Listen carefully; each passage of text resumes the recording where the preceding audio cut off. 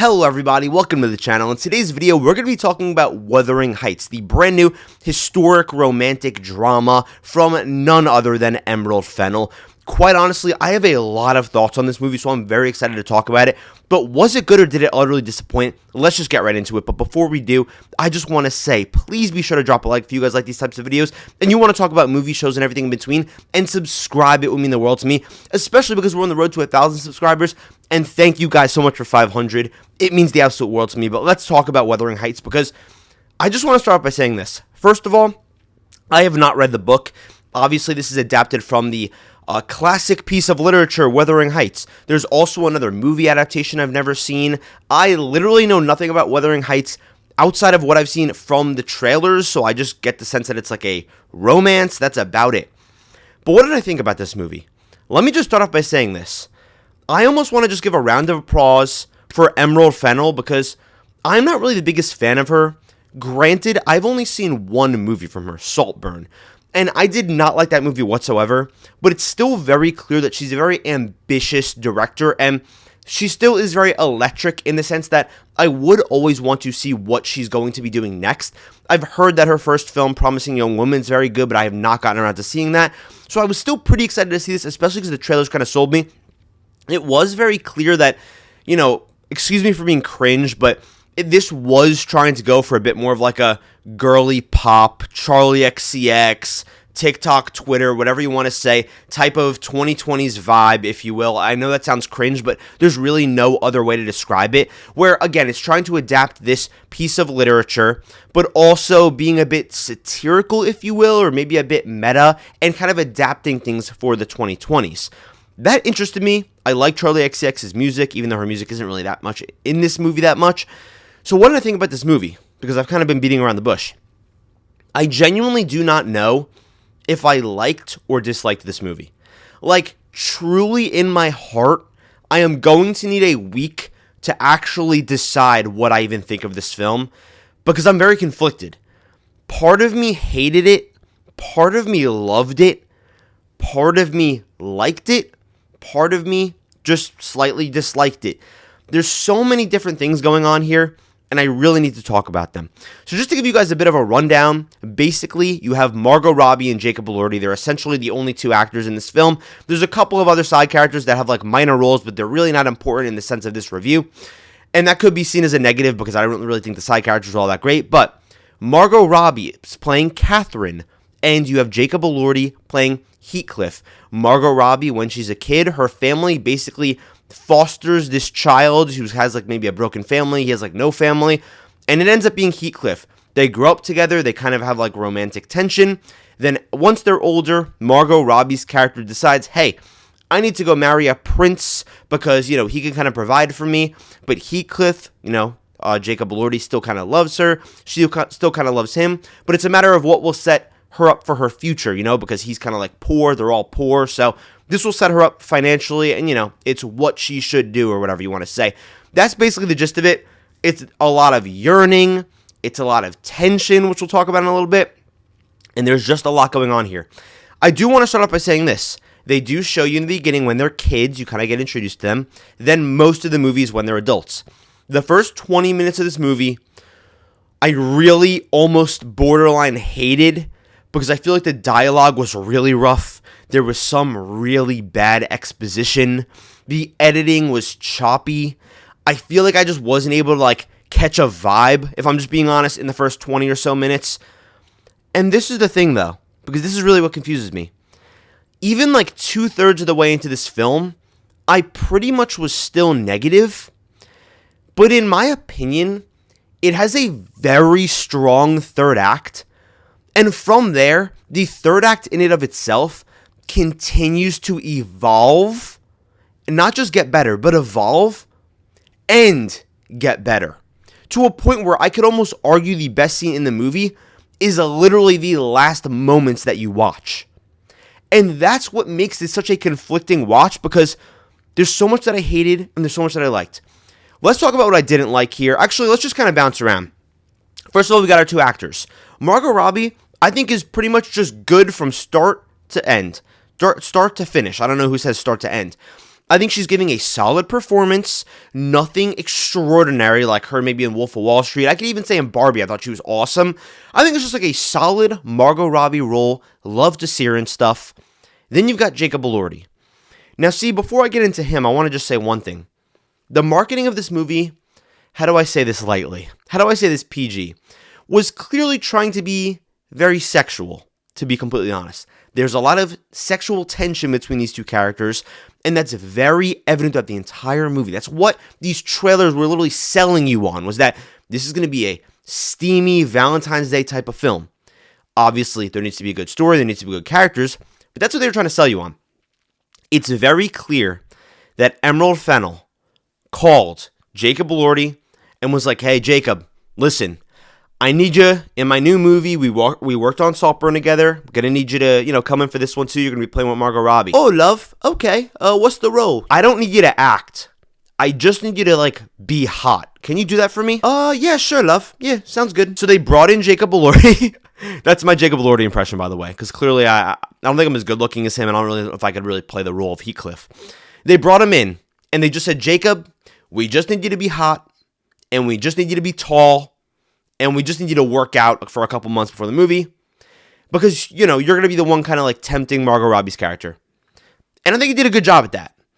The parts of the movie where he's not being hot, where he's actually forced to have a conversation with Margot Robbie's character in a normal setting, I think is where he's kind of giving a weaker performance, honestly. And it's ironic because the last movie that I've watched just in my life is actually Frankenstein. I just watched it for the first time, and I was blown away by Jacob Elordi's performance. A ridiculous performance, one of my favorites of last year, even though I watched it this year still, because I wanted to kind of prepare for Oscar season, and he was nominated. I think he should win Best Supporting Actor. That's how good he was. But his performance in here kind of throws me off, because again, he's kind of just talking like this the whole movie. He's talking like this, especially in the first half, and it really sucks. But once we get into the more scenes where there's tension, the more sexual scenes, I think he's genuinely giving a great performance, because you need to be a great actor to do that. And to be fair, seriously, maybe this is the casting department, you're able to be sold on it because he is a very tall human being. He's much larger than Margot Robbie, and he's handsome. So again, it genuinely sells the movie. And I think they did a great job with that. I think he does a good job at being confident in this role. Then from there with Margot Robbie, the way that she kind of plays the weaker person in the dynamic, despite the fact that they're both kind of in love with each other, but they just can't be. It's like a will they, won't they. I think she does a good job of being a bit more submissive. And what I think this movie actually also does really well, even though I know I said I hate some stuff in this movie, we'll get to it, is that it plays these power dynamics very intensely, and they keep shifting to where, and I'm talking about even including side characters. Some people will be in power, then they'll lose their power, then other people will gain power, and over the course of this movie, it just feels like people going up and down in the ranks of power, not necessarily intentionally, but I think it made the film a bit more dynamic and layered. One thing I really did not like about this movie, if we're just speaking generally, is the story. I do feel like the story, in terms of sequence of events, is pretty weak. I don't know if there's really one specific scene from this movie, except for maybe the last one, that's necessarily memorable, or something where I'm like, wow, that was an awesome scene. Again, even the last one is pretty good, but I wouldn't say it's anything extraordinary. And throughout the entire film, I will say, while there are some banger lines, I would say 75 or maybe 2/3 of the dialogue, I was going to say 75%, is borderline cringe and borderline kind of weak and borderline obvious. And another thing, maybe this is just me, it is kind of hard to hear what they're saying sometimes, not just because it's set in the 1700s or 1800s, whatever this is, 1600s, I have literally no idea. But it's also just because sometimes they're doing ADR, where Jacob Elordi's speaking, but you can tell that he's not actually speaking and it's a voiceover. And then also sometimes they're just kind of mumbling a bit. Maybe it was my feet or whatever. From there, The costumes are great. I get that they're not necessarily like the most historically accurate because they're trying to be a bit more bombastic and a bit crazier and a bit more elegant and larger than life. And I kind of liked that. But from there, I don't really know if they fully executed on the whole, this is a satire of the 2020s. And maybe I'm just making that up. But again, what your marketing sells me on should be a bit more prominent in your movie. And it kind of like changes my mind as I'm watching the film and it confuses me a bit. From there, I think it's time to talk about a few more negatives. They go into the relationship with Margot Robbie and Jacob Elordi's father. Not that they're related, because I know that like they get in love, or they kind of fall in love, but they were raised by like the same father, because again, they kind of like fostered him, and he was like abusive, and they kind of just have this like running small subplot with him that did not interest me whatsoever. From there, there's another subplot with this maid that I did not really find all that interesting whatsoever. It piqued my interest a little bit. How she's kind of pulling some strings behind the scenes, but she wasn't really all that interesting. And then from there, one of like the bigger parts of this, it's going to be Margot Robbie's like new husband, the rich prince. I think that his character is also a bit weak. And also, I think his character's miscast because he just, I don't know, his face, quite honestly, just didn't really fit like what they were trying to go for. I don't know if they needed somebody kind of to like play off of Jacob Elordi, like another very dominating person, like another more dominant guy, someone that really demands the screen. But he kind of was just like a loser, which I don't know if that was like the point of it, but like, I don't know, maybe I'm not explaining it right, but still, he just didn't really have like a demanding screen presence to a point where I'm like, why is she even staying with him? Why doesn't she just go with Heathcliff, played by Jacob Elordi? From there, I do think the editing at times, like I mentioned in the beginning, it can be pretty choppy. And the way this movie's set up to where there's like these random time skips, I do think it makes you kind of believe into this story a bit less, because you'll kind of just blink and they'll just hint at the fact that like, oh, 6 weeks have gone by the way. Whoa, that's big, 6 weeks. You'll blink. Oh, it's been a year, by the way. Whoa. What do you mean it's been a year? Like, there won't be certain actions in the story to justify a time skip. Then, bam, another year. Like, another year. And then years are passing, and you're like, whoa, what's going on here? Because it feels like you didn't really establish enough. And there is some things that go on for too long that really damage, like, the second act, I would say, of this movie. Because this film is 2 hours and 16 minutes. It is a long movie. For what it is, it's a long movie. This should have been, in my opinion, no longer than 2 hours. And I think I'm still being very gracious with that runtime, because there's a lot you could cut out from here. I do think there are also just some like weird scenes. And there's some that are very ambitious that I like. And you could tell it's Emerald being Emerald. But there's also some where I'm like, I don't know if we needed that. Or I don't know if it's in the right place. I think all the sets are really nice. I think, again, like I mentioned before, the costumes are great.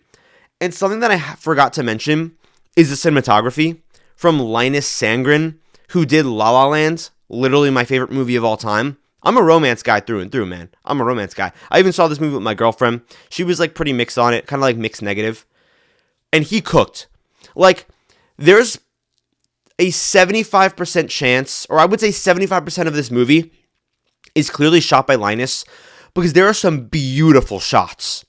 But there is this other 25% where the shots don't look as good.